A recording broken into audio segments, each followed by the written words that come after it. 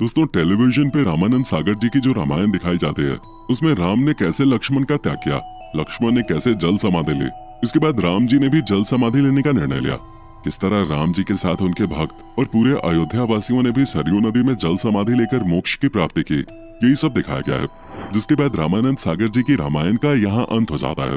लेकिन इसके बाद क्या हुआ, इसकी जनमानस में अधिक जानकारी नहीं है, इस पर अधिक बात भी नहीं होते अब। लेकिन अभी भी कुछ सवाल ऐसे हैं जो कभी न कभी हम सबके जहन में जरूर उठते हैं। जैसे राम के बाद अयोध्या नगरी का क्या हुआ, लव कुश का क्या हुआ, लव कुश के बाद अयोध्या के सूर्यवंशियों की वंशावली कैसे और कहां तक आगे बढ़े, और मान्यताओं के अनुसार राम जी का वो कौन सा वंशज था जिसने महाभारत के युद्ध में कौरवों की सेना का साथ दिया था।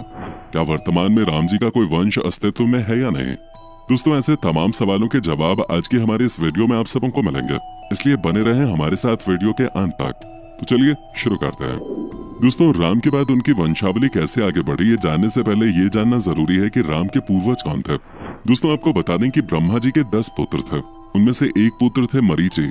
मरीचि के पुत्र हुए कश्यप। कश्यप के पुत्र हुए विवस्वान, जिनको हम उनके दूसरे नाम सूर्य से भी जानते हैं। यही कारण है कि राम के वंश को यहाँ से सूर्यवंशी भी कहा गया।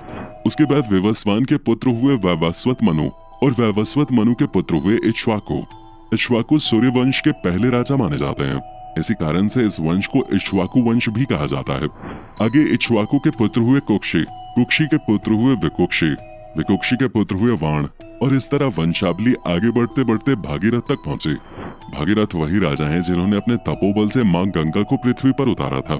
इसके बाद भागीरथ के पुत्र हुए कुकुत्स्थ, और कुकुत्स्थ के पुत्र हुए इक्ष्वाकु वंश के बेहद पराक्रमी और प्रतापी राजा रघु, क्योंकि राजा रघु सूर्यवंश में बहुत पराक्रमी और प्रतापी थे।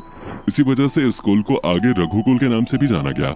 इसके बाद रघु के पुत्र हुए प्रवृद्ध, प्रवृद्ध के पुत्र हुए शंखण, और वंश आगे बढ़ते बढ़ते राजा अज तक आ पहुंचा। अज के पुत्र हुए दशरथ, और दशरथ के 4 पुत्र हुए राम, भरत, लक्ष्मण और शत्रुघ्न। जैसा कि आपको पता ही है कि राम दशरथ के बड़े बेटे थे, जिसके चलते वो अयोध्या के राजा बने। दोस्तों, ये सवाल आज भी उठता है कि भगवान राम कौन से नंबर के राजा थे। तो आपको बता दें कि इसको लेकर इतिहासकारों में कई मतभेद हैं। एक पक्ष है जो मरीचि से ये गिनती शुरू करता है, और दूसरा पक्ष है जो इक्ष्वाकु से ये गिनती शुरू करता है। लेकिन सूर्यवंश में इक्ष्वाकु को पहला राजा माना जाता है, इसलिए ये कहा जा सकता है कि राम सूर्यवंशियों में 63वें क्रम के राजा थे। इसके बाद जैसा कि हम सब जानते हैं कि उनके 2 पुत्र हुए लव और कुश। पुराणों में राम के अलावा भरत, लक्ष्मण और शत्रुघ्न के 2 पुत्रों का उल्लेख मिलता है। जहाँ भरत के 2 पुत्रों के नाम थे ताक्ष और पुष्कर, वहीं लक्ष्मण के 2 पुत्र थे चित्रांगद और चंद्रकेतु, और शत्रुघ्न के पुत्र थे सुबाहु और शूरसेन। दोस्तों, वाल्मीकि रामायण में अयोध्या के विजय उल्लेखों से पता चलता है कि राम जी के छोटे भाई भरत ने अपने नाना कैकेयराज अश्वपति के बुलावे और अपने सहयोगियों की सहायता से गंधर्वों के देश गांधार को जीता था, और अपने 2 पुत्रों को वहां का शासक बना दिया था। बाद में भरत के दोनों पुत्र ताक्ष और पुष्कर ने वहां अपने अपने नाम से तक्षशिला और पुष्कलावती 2 नगरियां बसाईं। दोस्तों, तक्षशिला वर्तमान में पाकिस्तान के रावलपिंडी जिले में है, और प्राचीन भारत में ये नगरी शिक्षा का एक प्रमुख केंद्र थे। यहाँ के प्रोफेसरों की सूची में एक प्रोफेसर चाणक्य भी थे। इस नगरी को भरत के पुत्र ताक्षर ने बसाया था, और भरत के दूसरे पुत्र की बसाई गई नगरी पुष्कलावती थी, जिसे आज पेशावर के नाम से जाना जाता है। वहीं लक्ष्मण के बड़े पुत्र चित्रांगद को अंगद के नाम से भी जाना जाता है। उन्होंने कारुपत का राज्य संभाला, जो आज हिमाचल प्रदेश में है, और अंगदिया नगरी बसाकर उसको अपनी राजधानी बनाया। लक्ष्मण के दूसरे पुत्र चंद्रकेतु ने मलदेश का राज्य संभाला, जो आज उत्तर प्रदेश में गोरखपुर के आसपास है। उन्होंने भी चंद्रचक्र नामक एक नगरी बसाकर उसे अपनी राजधानी बनाया। वहीं शत्रुघ्न के बड़े पुत्र सुबाहु ने आगे चलकर मथुरा का राज्य संभाला, और उनके दूसरे पुत्र शूरसेन ने भेसला यानी आज के विदिशा का शासन संभाला, जो भोपाल में है। दोस्तों, भरत, लक्ष्मण और शत्रुघ्न के पुत्रों के विषय में जान लेने के बाद आइए एक बार फिर हम लौटते हैं लव कुश और राम की वंशावली की ओर। दोस्तों, यहाँ हम आपको बता दें कि राम जी के सरयू नदी में समाने के बाद हिंदू धर्म के जो 4 युग हैं, उसमें से त्रेता युग की समाप्ति होती है और द्वापर युग का आरंभ होता है।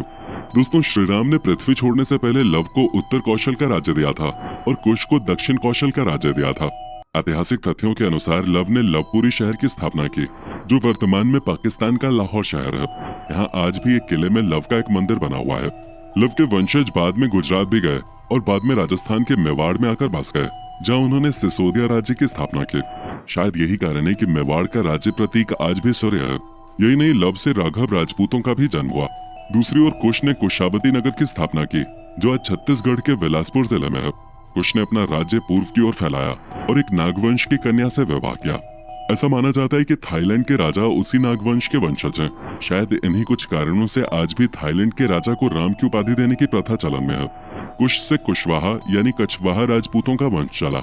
इसके अलावा मौर्य संप्रदाय की स्थापना भी कुश के वंश से हुई।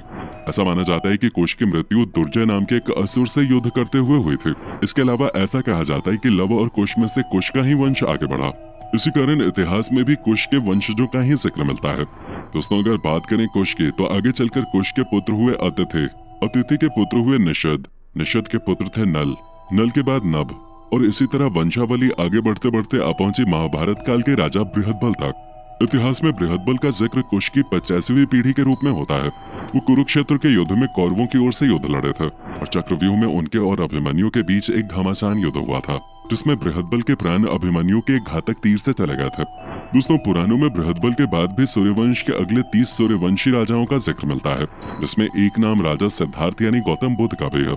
इसका मतलब ये है कि गौतम बुद्ध भी भगवान राम के ही वंशज थे। सूर्यवंश के अंतिम राजा के रूप में राजा सुमित्रा को जाना जाता है, जिनको नंद वंश के स्थापक महापद्मानंद ने हराकर अयोध्या को कब्जे में किया था। इस समय कुछ 450 से 362 ईसा पूर्व के आसपास का था। दोस्तों, आप सभी को पता होगा कि अगस्त 2019 में हाईकोर्ट ने पूछा था, क्या राम के कोई वंशज हैं? राम मंदिर केस की सुनवाई के दौरान राम के वंशजों को लेकर कई चर्चाओं ने भी जोर पकड़ा था। इन्हीं चर्चाओं के बीच जयपुर के राज परिवारों में से दिया कुमारी ने सबको तब हैरान कर दिया जब उन्होंने एक फाइल के जरिए कुछ सबूत पेश किए, जिस पर अयोध्या के सभी राजाओं का नाम लाइन से लिखा हुआ था। इसमें राम के वंशज के रूप में 289वें वंशज जयपुर के सवाई जयसिंह का नाम था। इसी क्रम में 307वें वंशज के रूप में दिया कुमारी के पिता महाराजा भवानी सिंह का नाम था और इस तरह उन्होंने भी दावा किया कि वो भी राम जी के वंश के ही हैं। खैर दोस्तों, कोर्ट के मामलों में न पड़ते हुए अब हम आपको बताते हैं कि रामायण के बाद राम जी के सबसे बड़े भक्त हनुमान जी का क्या हुआ। दोस्तों, जैसा कि हम जानते हैं कि हनुमान जी भगवान शिव का रुद्र अवतार थे और वो बहुत ही शक्तिशाली थे। हनुमान जी की सहायता से राम जी ने लंका पर जीत प्राप्त की थी। हनुमान जी का जिक्र रामायण में सबने सुना होगा कि वो राम जी के बहुत बड़े भक्त थे और उन्होंने लंका में आग लगा दी थी। यही नहीं, वो पूरे रामायण में राम जी के साथ साए की तरह रहे। लेकिन रामायण के बाद हनुमान जी का क्या हुआ, इसके बारे में कुछ लोगों को नहीं पता होगा कि रामायण के बाद हनुमान का जिक्र महाभारत में भी मिलता है। दरअसल एक बार भीम को अपने ताकतवर होने का बहुत घमंड हो गया था। फिर क्या, एक बार भीम जंगल के रास्ते में जा रहे थे तो वहाँ बीच रास्ते में उन्हें एक वानर मिला, जिसको भीम ने बुरा भला कह के हटने को बोला। लेकिन वानर रूप में हनुमान जी ने भीम को उल्टा जवाब दिया और बोले कि वो खुद उनको रास्ते से हटा दें तो वो हट जाएंगे, वरना वो हटने वाले नहीं है। जिसके बाद भीम ने काफी कोशिशें की, लेकिन तमाम प्रयासों के बावजूद भी वो उस वानर को हिला तक नहीं पाए और अंत में हार कर बोले कि प्रभु, आप कोई आम वानर नहीं हो सकते। भीम के हार मानने के बाद हनुमान जी ने अपना असली रूप उनके सामने दिखाया और वो अपने हनुमान रूप में प्रकट हो गए, जिससे भीम का घमंड टूट गया। दोस्तों, कहते हैं कि हनुमान जी को अमर जीवन का वरदान प्राप्त था और इसी वजह से वो कलयुग तक इस पृथ्वी पे मौजूद हैं। दोस्तों, ये तो नहीं पता कि वो इस पृथ्वी में कहाँ हैं, लेकिन इतना जरूर कहा जाता है कि हनुमान जी हर उस जगह हैं जहाँ राम नाम है।